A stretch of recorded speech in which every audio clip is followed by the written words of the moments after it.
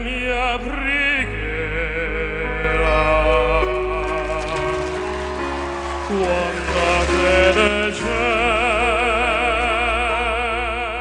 He stood at the edge of the stage, barely 17 years old, trembling, not from the cold, but from the weight of being seen. Long, curly hair hung over his face like a curtain, a shield from judgment.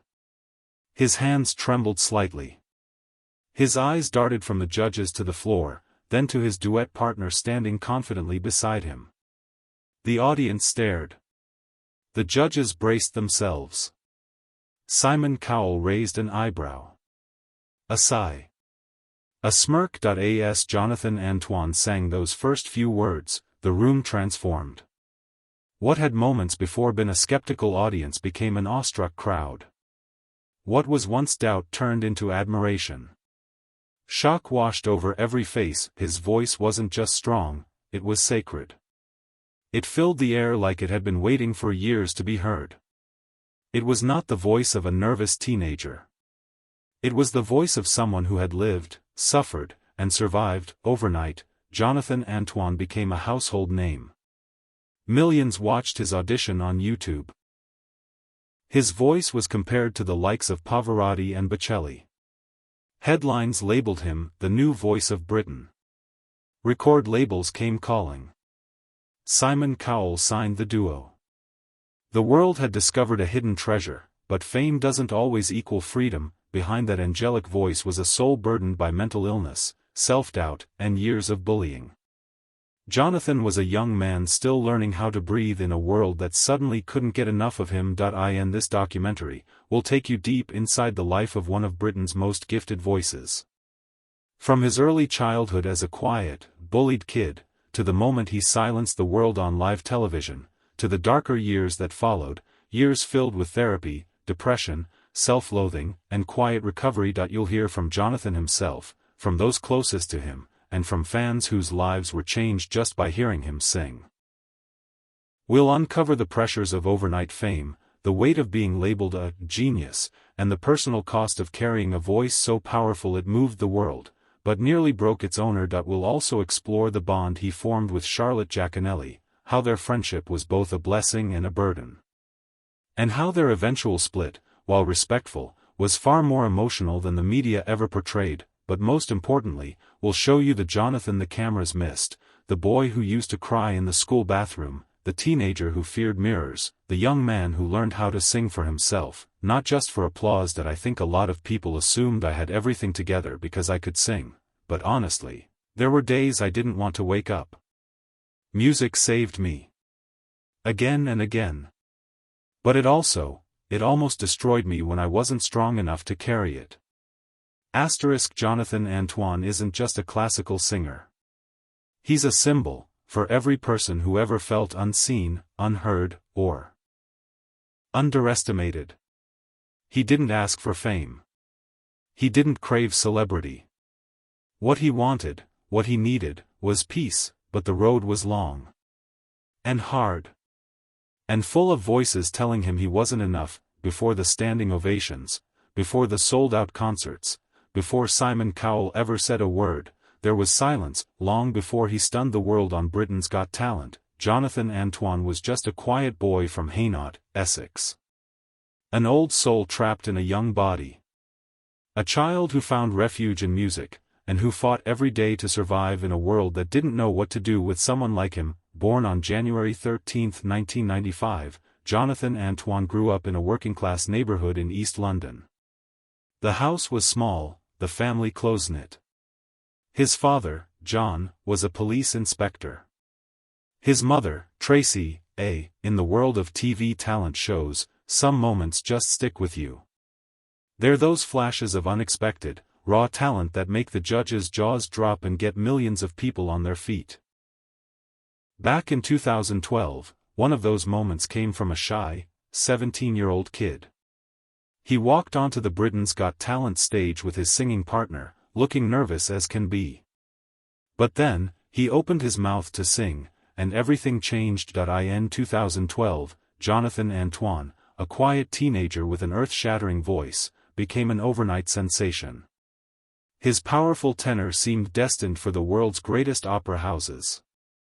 Alongside his partner, Charlotte Giaconelli, he was the clear favorite, the prodigy who even had Simon Cowell eating his words. They were offered a rumored £1 million record deal and a future that looked like it was paved with gold, but after the show's applause faded, Jonathan seemed to vanish from the mainstream. The inseparable duo split up. And the name that was on everyone's lips became a question: whatever happened to that young opera singer? Whispers of drama and pressure flew around, suggesting a quiet retreat from the very fame that had so eagerly embraced him. So, what really happened to Jonathan Antoine? The truth about his journey, from global fame to his private battles and ultimate triumphs, is even more incredible than his famous audition. It's a story not just about a voice, but about the man who had to find his own. It's a story of confronting personal demons, a life-altering diagnosis, and a reinvention that makes his TV debut look like just the beginning. To get the full picture of Jonathan Antoine's life, we have to go back to that one day in 2012 on the Britain's Got Talent stage. When Jonathan and his partner, Charlotte Giaconelli, walked out, the first impression was a little confusing. Jonathan, with his long hair and anxious vibe, looked more like he belonged in a rock band than a classical concert hall. The judges, especially Simon Cowell, looked skeptical. In his pre-performance interview, Jonathan was incredibly open about his struggles.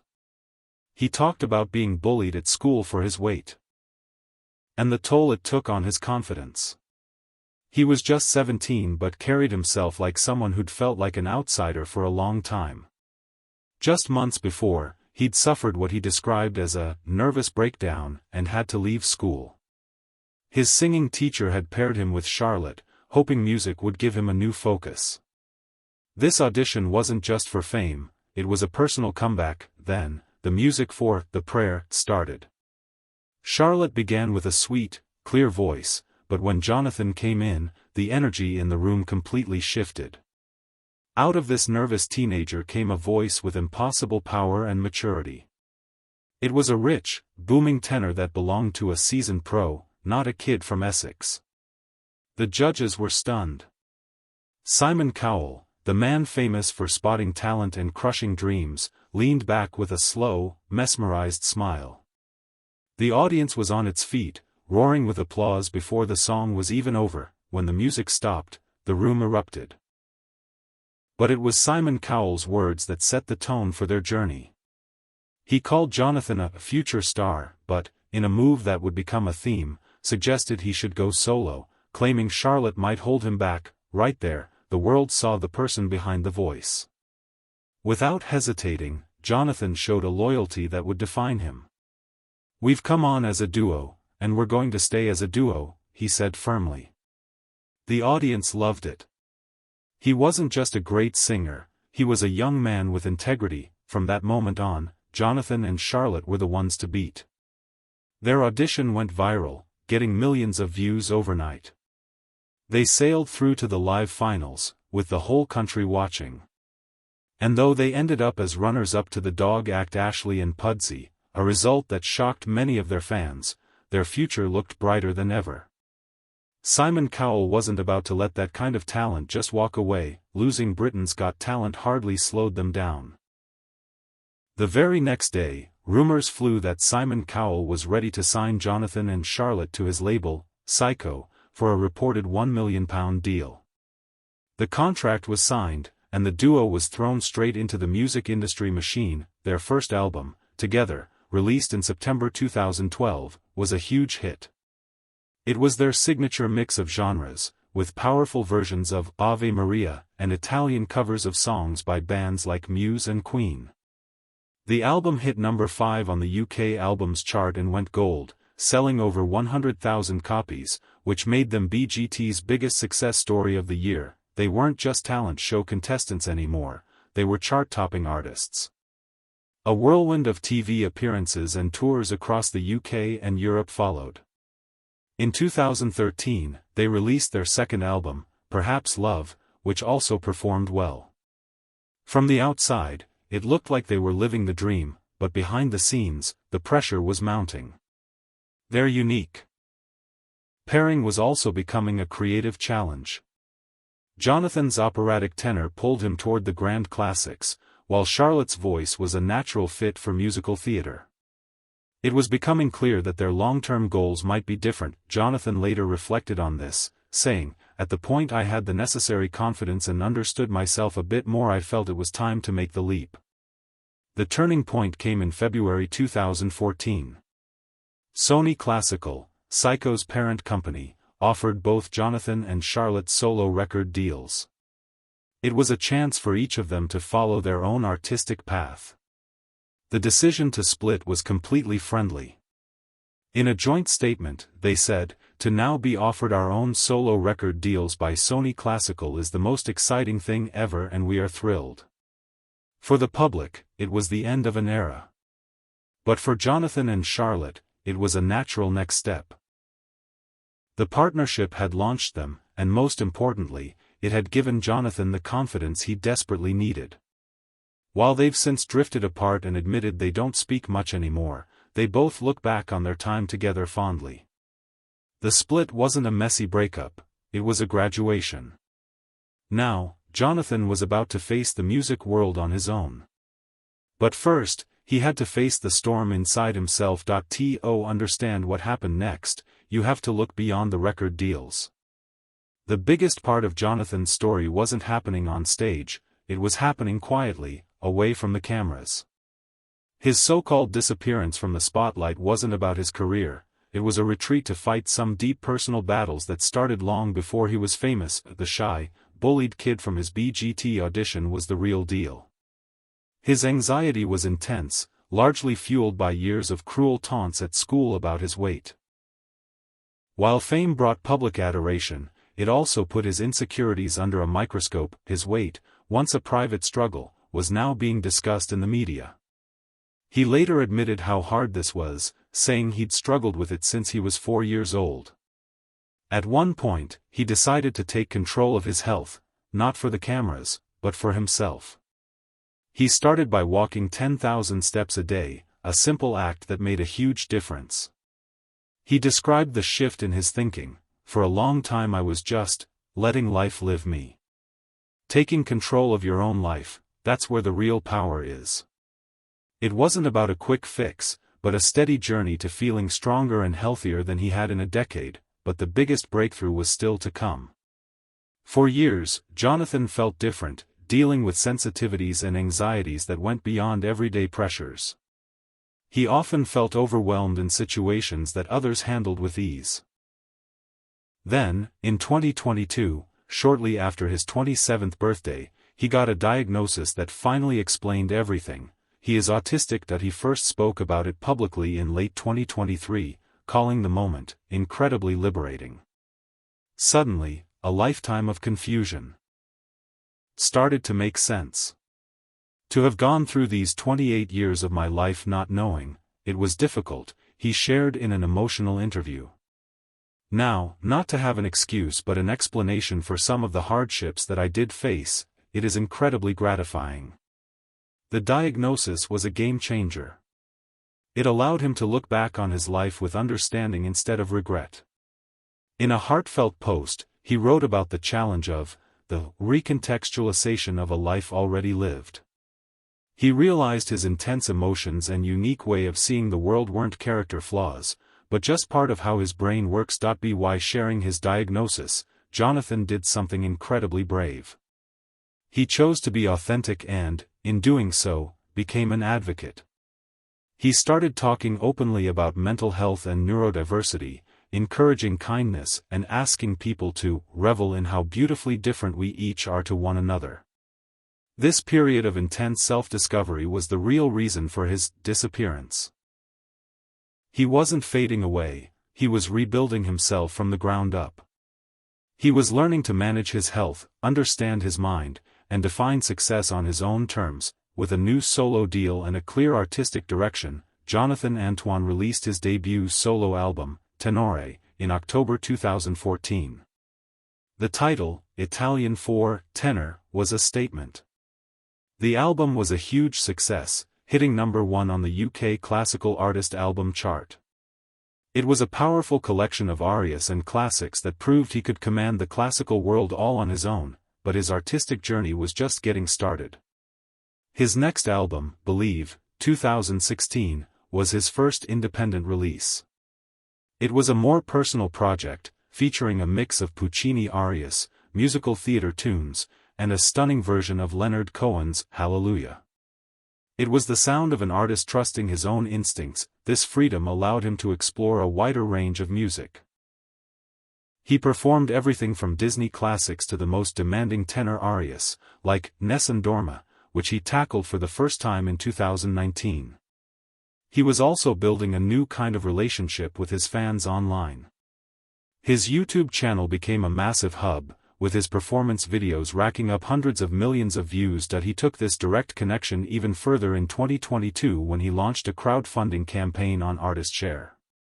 He collaborated with the legendary songwriter Diane Warren on an album titled By Request, inviting fans to become part of the creative process.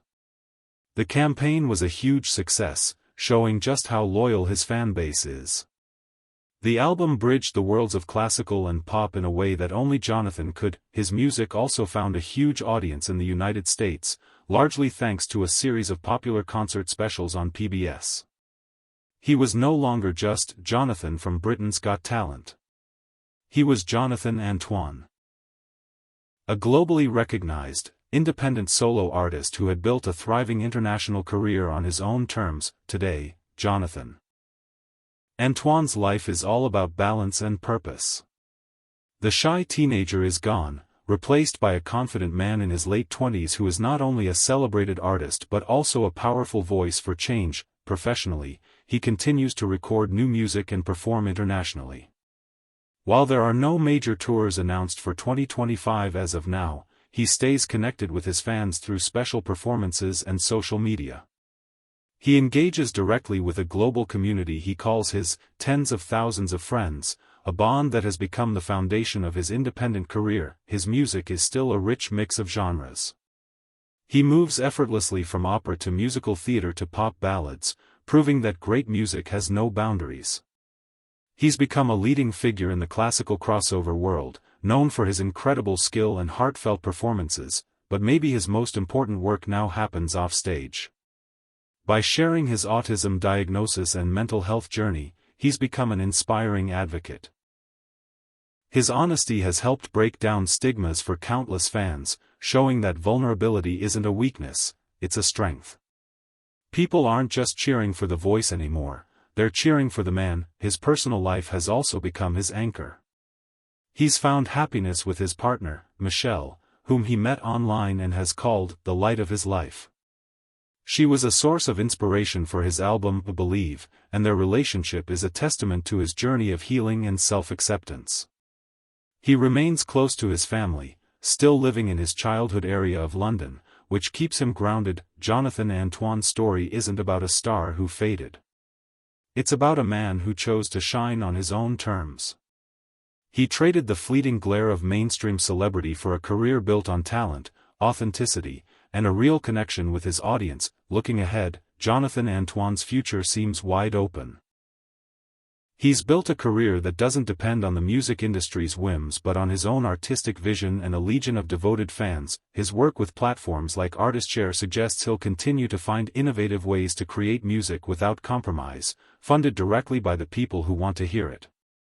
We can probably expect more unique collaborations and projects that push the boundaries of classical crossover music. His role as an advocate for mental health and neurodiversity is also set to grow.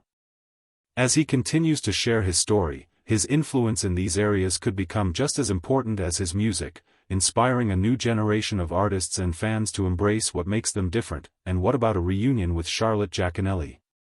While both have built their own successful careers, with Charlotte thriving in the world of West End musical theater, Jonathan has playfully hinted that it's not off the table. He once joked about a possible reunion in another 20 years' time, a light-hearted comment that leaves the door open for a nostalgic return someday. Ultimately,